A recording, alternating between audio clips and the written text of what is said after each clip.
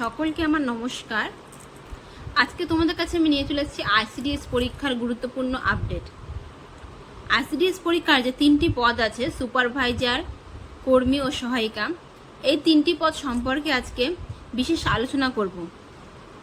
এই 3টি পদ নিয়ে নতুন কি আপডেট পাওয়া গেছে আজকে এই ভিডিওর মাধ্যমে আপনাদেরকে জানাবো। তো কিছুদিন আগে তোমাদেরকে বলেছিলাম যে আইসিডিএস পরীক্ষা কবে হবে, একটা শর্ট ভিডিওর মাধ্যমে জানিয়েছিলাম যে আমি যেটা খবর পেয়েছি আগস্ট মাসের 10 তারিখের পর থেকে কিন্তু আইসিডিএসের ফর্ম ফিল আপ শুরু হওয়ার কথা আছে। আর এক্সামটা কবে হবে সেই নিয়ে আজকে ভালো করে জানাবো। আমি যতটা খবর পেয়েছি জানুয়ারি মাসের ফার্স্ট উইকের দিকেই কিন্তু তোমাদের এই আইসিডিএসের এক্সামটা হওয়ার কথা আছে। সময় কিন্তু বেশি নেই, এখানে কিন্তু সময় নেই, এই মোটে 5 মাস আছে। তো দেরি না করে সবাই কিন্তু ঝটপট পড়াশোনা শুরু করে দাও, কারণ ফর্ম ফিল আপ হলেই দেখতে দেখতে কিন্তু 5 মাস কেটে যাবে। মাঝখানে তো আছেই, তার মধ্যে দুর্গাপুজো, কালী পুজো সব কিছুই আছে। তো সেই জন্য একদম টাইম ওয়েস্ট করো না, এখন থেকে কিন্তু পড়াশোনা শুরু করে দাও। আর এর মাঝখানে কিন্তু আমাদের পরীক্ষা সম্পর্কে অনেক কিছুই তথ্য আমাদের জানতে হবে। যারা এই আইসিডিএস এর ফর্ম ফিল আপ করবে, সেই সব আইসিডিএস ফর্ম ফিল আপ করার ছাত্রছাত্রীরা, তোমাদেরকে আমি বিশেষভাবে বলবো, যেমন সোশ্যাল মিডিয়ায় কিন্তু অনেক ভিডিও আসছে, অনেক জায়গায় কিন্তু অনেক খবর দেখা যাচ্ছে। অনেকে আমি কমেন্টগুলোতেও দেখছি যে বলছে আমার আইসিডিএস এর ফর্ম ফিল আপ হয়ে গেছে, তারা টাকা দিয়েও কিন্তু আইসিডিএস এর ফর্ম ফিল আপ করে ফেলেছে। তো আমি আপনাদেরকে বলবো এইসব কোনো কিন্তু গুজবে কান দেবেন না, বা আপনারা কিন্তু এরকম কোনো বেসরকারি জায়গা থেকে কোনো ফর্ম ফিল আপই কিছু করবেন না, কারণ সরকারি মতে এখনো কিন্তু আইসিডিএস এর কোনোভাবেই ফর্ম ফিল আপ শুরু হয়নি। সরকারি কিন্তু কোনো এরকম বিজ্ঞপ্তি আসেনি যে আইসিডিএস এর ফর্ম ফিল আপ শুরু হয়ে গেছে। তো সেই জন্য তোমরা কোনো কিন্তু বেসরকারি জায়গা থেকে, বা কেউ যদি বলে আইসিডিএস এর ফর্ম ফিল আপ শুরু হয়ে গেছে চলো ফর্ম ফিল আপ করি, তো এরকম কোনো কিছু কিন্তু গুজবে আপনারা কান দেবেন না, যতক্ষণ না আপনাদের হাতে সঠিক প্রমাণ আসছে যে হ্যাঁ আইসিডিএস এর ফর্ম ফিল আপ শুরু হয়েছে, ততক্ষণ পর্যন্ত কিন্তু আপনারা কোনো বেসরকারি থেকে কিন্তু কোনো ফর্ম ফিল আপই করবেন না। আর যে কোনো ফর্ম ফিল আপের আগে আপনাদের কিন্তু উচিত অফিসিয়াল ওয়েবসাইটটা একটু ভিজিট করে নেওয়া। আপনারা কোন ওয়েবসাইট চেক করবেন সেটা একটু আপনাদেরকে জানিয়ে দিচ্ছি। sc.wb.government.in এই ওয়েবসাইটটা কিন্তু আপনারা চেক করে তারপরে কিন্তু আপনারা লেনদেন করবেন। কেননা এবার কিন্তু আইসিডিএস যে 3টি পদের এক্সাম হবে, এটা কিন্তু পুরোটাই পিএসসি কিন্তু চালনা করবে। শুধুমাত্র সুপারভাইজারটাই পিএসসি চালনা করতো, কিন্তু এবার কিন্তু তা নয়। এবার কিন্তু সুপারভাইজার, অঙ্গনওয়াড়ি কর্মী, সহায়িকা 3টি পদেরই কিন্তু পরিচালনা এবার পিএসসির আন্ডারেই হবে। তো আমি তো প্রথমেই বললাম আপনাদেরকে যে আইসিডিএস এর 3টি পদ, তো আজকে কিন্তু 3টি পদেরই আমরা জেনে নেব যে কি কি কাজ করতে হবে, কি কি ডকুমেন্টস লাগবে। আইসিডিএস এর সব পদগুলো সম্পর্কে কিন্তু ডিটেলসটা আজকে তোমাদেরকে আমি জানিয়ে দেবো। বয়সের সময়সীমা থেকে শুরু করে সবটাই, কি কি এক্সাম হবে সবটাই কিন্তু ভিডিওর মাধ্যমে ডিটেলস জেনে যাবে। তো সুপারভাইজারটা কি, বা সুপারভাইজারের কি কাজ আছে চলো একটু জেনে নাও।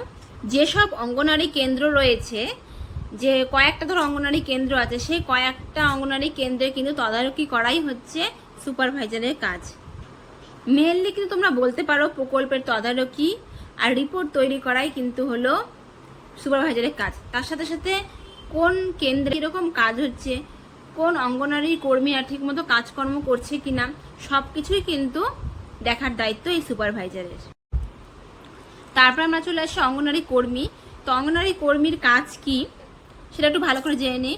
অঙ্গনওয়াড়ি কর্মী কিন্তু মূল কাজই হলো যে শিশু থাকে, সেই শিশুর প্রাথমিক কিন্তু শিক্ষাদান করা, তার সাথে সাথে কিন্তু শিশুর স্বাস্থ্য ও পুষ্টির দিকেও কিন্তু নজর রাখা এই আইসিডিএস কর্মীর দায়িত্ব।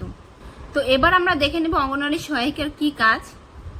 তো চলো তোমাদের পুরো ডিটেলসটাই সুপারভাইজার, অঙ্গনওয়াড়ি কর্মী আর অঙ্গনওয়াড়ি সহায়িকার পুরো ডিটেলসটা তোমাদেরকে আজকে ভালো করে আমি ডিটেলসে দেখিয়ে দিচ্ছি। তো চলো আইসিডিএস এর কয়টি পদ আর কি কি কাজের ধরন একটু আমরা ডিটেলসে জেনে নিই।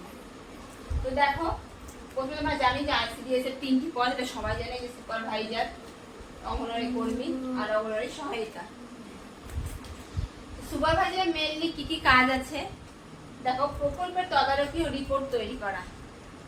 কিন্তু সুপারভাইজারের যেটা কাজ আছে সেটা কিন্তু এক জায়গাতে না, একটা জেলাতে কিন্তু অনেকগুলো কেন্দ্র থাকে।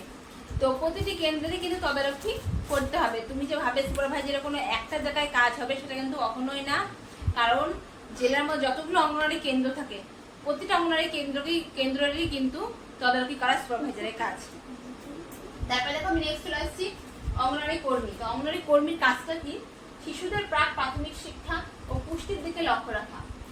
কেননা শিশুদের 0 মাস থেকে 6 বছর পর্যন্ত কিন্তু যে প্রাক প্রাথমিক শিক্ষার জ্ঞান দেওয়া হয় সেটা কিন্তু সেই অঙ্গনওয়াড়ি কর্মীরাই দিয়ে থাকেন। তো দেখো শিশুদের কিন্তু এই প্রাক প্রাথমিক শিক্ষা তার সাথে পুষ্টির দিকে লক্ষ্য করা, যেমন ধরো কোন বাচ্চা পুষ্টি আছে বা কোন বাচ্চা অপুষ্টি আছে সবকিছুই কিন্তু এগুলোর দিকে নজর রাখতে হয় অঙ্গনওয়াড়ি কর্মীদের।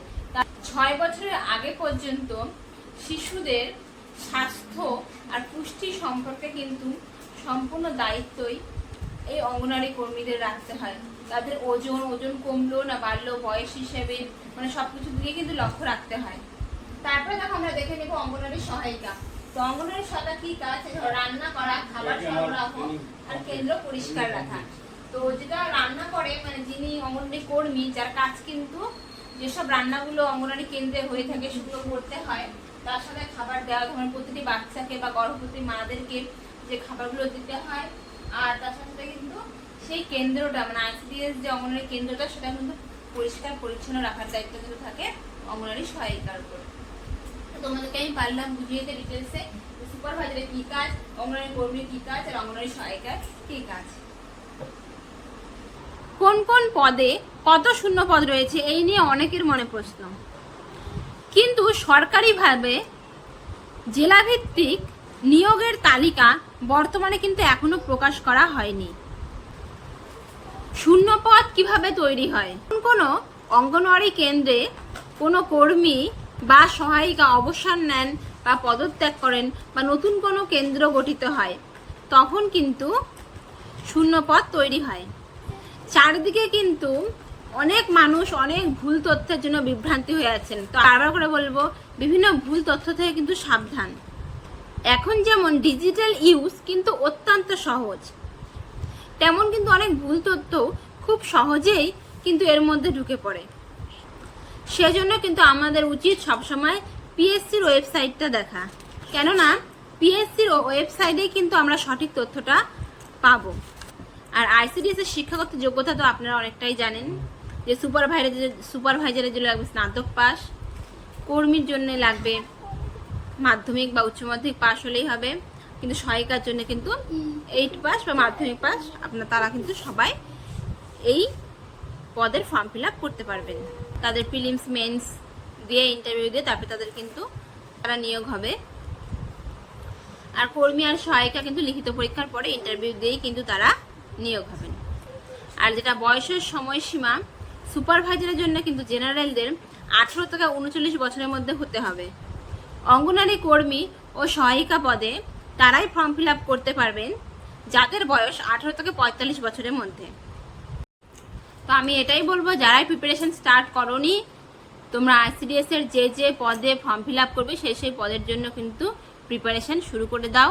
যেহেতু এবার এক্সামটা অনেকের মধ্যে হবে তো কোশ্চেন পেপারটা কিন্তু একটু হার্ড হতে পারে, সেজন্য তোমরা দেরি না করে এখন থেকেই প্রিপারেশন শুরু করে দাও। আজকের মতো এতটুকুই, নমস্কার।